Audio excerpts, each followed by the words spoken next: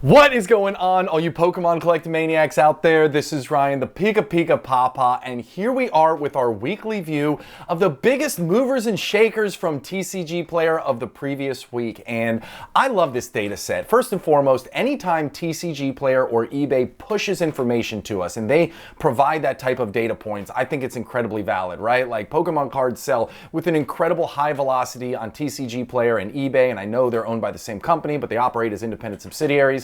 But with that being said, like anytime I can get information straight from them, I think it's really valuable. I am always trying to keep a finger on the pulse of things at a higher level, and this stuff is really, really helpful. The other thing I like about this list is there's all kinds of different cards on here at different stages of their life cycle. So not only from an age perspective, and I'm guilty of it too. We all get caught up, and at least especially from the YouTube space, everything's kind of about ultra modern. We talk a ton about Scarlet and Violet, the newest sets, but there are cards on this list from the XY era. There are cards on this list that are 20 years old. And the thing about this too is it's not just about cards that are spiking in price. There are some cards that are up in price. There are some cards that are down in price, cards that are flat. There are even some cards on here that TCG Player is raising their hand and saying, hey everybody, you might want to keep an eye on this because there's a lot of indicators that the market value on this is going to increase. So with all of that being said, I think this is a ton of fun. I think this is a really cool video series, and I'm so thankful that you're here watching it with me today. Now, with all that out of the way, if you enjoy it and you haven't hit the subscribe button yet, hit that subscribe button. We do a ton of work here on the channel, and hitting that little subscribe button goes a long way in telling me you appreciate it. And while you're at it, if you like the content, give us a thumbs up, or if you have questions or comments, drop them down below. So with all of that out of the way, we're starting off with a really cool card, and it is, kind of the epitome of what I was just describing on a couple different levels.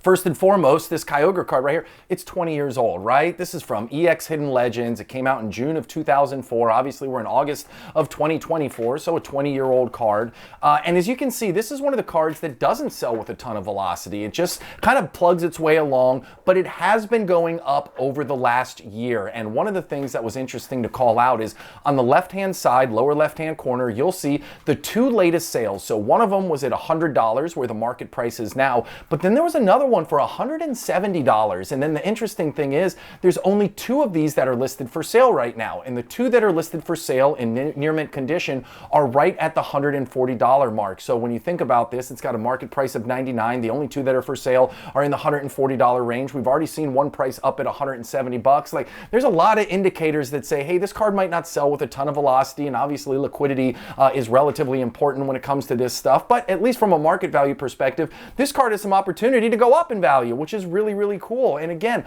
I love it when I can see some of these older cards. Is it as stunning as our illustration rares or special illustration rares? Probably not, but guess what? This is an awesome piece of Pokemon history, and Kyogre has some amazing cards throughout the history of Pokemon. And so adding this one to the collection, hey, listen, is it going to give you the biggest returns over the long run? Who knows? But you can do a lot worse than having this one, especially when all of these indicators are already showing that this price could appreciate some over time. Now, going from this card to another one that is not ultra modern, this is the Charizard EX from this Generations Red and Blue collection box. And I love the whole Red and Blue collection box series from Generations. It is a goal of mine to, in time, collect all of them. It's not an investment piece for me because I always say buy what will go up, not what has gone up. And these certainly have already gone up, but I think it would be a stunning piece for the personal collection. Now, there's a Charizard, there's a Pikachu, there's a Blastoise, there's a Venusaur, right? Like, there's all four of those, and if you want to get all four, it's going to cost you right around $1,200. But the promo cards are absolutely stunning that are in this as well, and we're going to talk about the Charizard, but you can't talk about this without talking about the Pikachu one. The Pikachu one sells for $60, $70, $80 raw, and is really hard to get in a gem mint condition, so those cards go for a premium. And talking about that is why I wanted to start off with, because look at this Charizard. This Charizard card, again, coming from a box that's going to cost you, close to $300, this thing was all the way down at $35 to $40 for most of the year. Now, it has obviously gained some momentum. It is up to about $50 right now. But one of the things I look for is when you have a sealed product like this with that amount of age behind it, and it's a Charizard product, the reality is people aren't going to be opening many of these. Most of the overall raw card population is already out there. Now, people will open this over time, but not with a high degree of velocity, right? Not a lot of people are out there cracking $300 sealed boxes for 4 generations pack and this promo card right here. So when I think about the opportunity for this card to appreciate over time, again, the general population for the most part is set. It's coming from a really expensive box, a box that I think a lot of people like me out there view as a really cool personal collection piece. So I think the upside of the promo card is really, really solid. And again, you had a jumping off point not long ago of $35 to $40. And so I'm not surprised this thing has absolutely popped off to $50, and it might flatten out for a little while, but I do think in the long run, there's an opportunity for this card to perform even better. So super cool card. Love the fact that this was on the list. Love the fact that TCG Player called out how much it is appreciated over a short amount of time. And I am really excited to try and, build that personal collection out, because I think those 4 boxes would be really, really sweet to have hanging behind me right here. Next card we're talking about, we're back into the ultra modern space, but we're in the ultra modern space talking about Pokemon 151. And one of the things we've talked about 151 is the price has been relatively volatile up and down, but really if you look at it, it has formed very strong support lines and a really firm ceiling. Now, I don't think that's going to last forever. I think that Pokemon 151 has a very bright future, and I do think that even though there's a small talk about a restock, I think it's pretty much been confirmed at this point. It is only going to be tins, and it's only going to be those the booster packs, right? The ones that come with 6 of them, the booster bundles. So even with those 2 products, if it's just those 2 products, if it's not Elite Trainer boxes, if it's not Pokemon Center exclusive Elite Trainer boxes, if it's just the booster bundles and the tins, I don't have a whole lot of concern about the long-term prices for these 151 cards. Anytime there's a restock, they obviously wobble a little bit, but if the product restock is that narrow, I think we're going to be just fine. Now, what I wanted to highlight before we get to the next slide is just what we were talking about there. This is what we've seen across a bunch of 151 cards. I talked about the real solid support line there at $40. We talked about the real hard ceiling there at $50. We've seen it ebb and flow just a little bit above and just a little bit below, but for the most part, it has been holding steady there. I love it when cards come out and they have this type of steady price point this early on in the life cycle. It just goes to show me it was not a flash in the pan in terms of excitement, which I didn't expect that with 151, and it has a solid degree of demand and supply balance. Right? If one of those gets out of whack, if demand is super high and supply is super low, what happens? Prices spike through the roof. If supply is super high and demand is super low, then guess what? The prices drop. This shows you that over a course of really almost a year, the supply and demand equilibrium has been in a very, very good space. So as this product continues to age over time, I think these cards have an awesome opportunity to appreciate in value. So with that being said, let's look at the next card right here.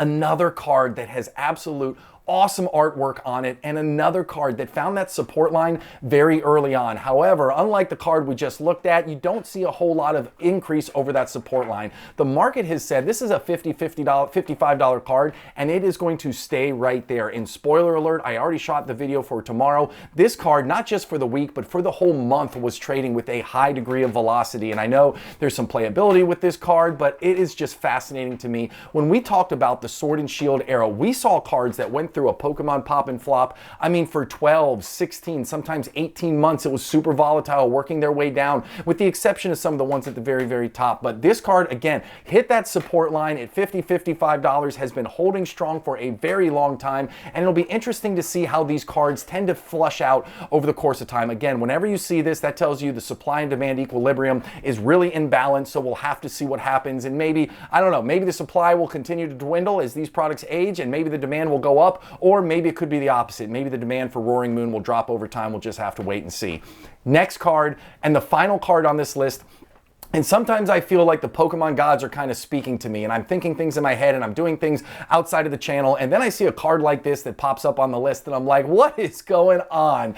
You don't hear a lot about Plusle, you just don't. But we have talked a lot about illustration rares and how illustration rares have been getting really hot. Now, what I liked about this card is if you look in November of 23, this was a $4, $5 card, right? And then all the way through June of 24, it has been slowly appreciating in price. That's healthy growth. I love love that. That is what you'd like to see when you are looking in any type of investment. Slow and steady growth over these sharp ups and sharp downs is way better. Now, what did we see over the last month? Well, guess what? This certainly had a very sharp up. It could be because people are buying it out. It could be because people are thinking, hey, illustration rares are going to be the next alt arts. I'm not ready to say that yet, but for whatever reason, this card really popped off in price. And as you can see, ever since the $4 mark back in November, it's all the way up to $14 now. So almost a 200, I mean, it's just absolutely crazy how much higher this card has gone up in price, up 177.98% according to TCG Player versus where it started in November.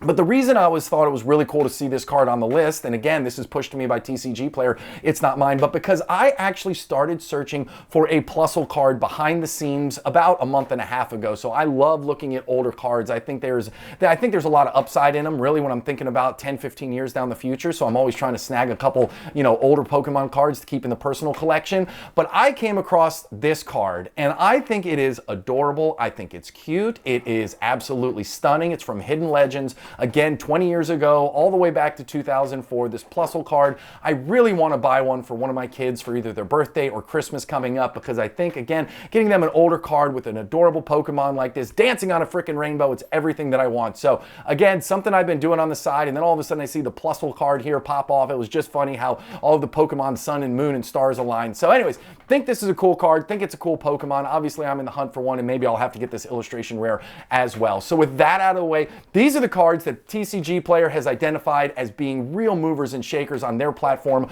over the last week. I hope you enjoyed this content. I always have a ton of fun. I take a ton of learnings away from this. And listen, if you did the same thing and you haven't yet, hit that subscribe button. If you have questions or comments, drop them down below. And as always, if you like what you see, give us a big old thumbs up. I appreciate you more than I can say. Thank you so much for watching. Have a great one. I'll talk to you soon. See you, everybody. Bye.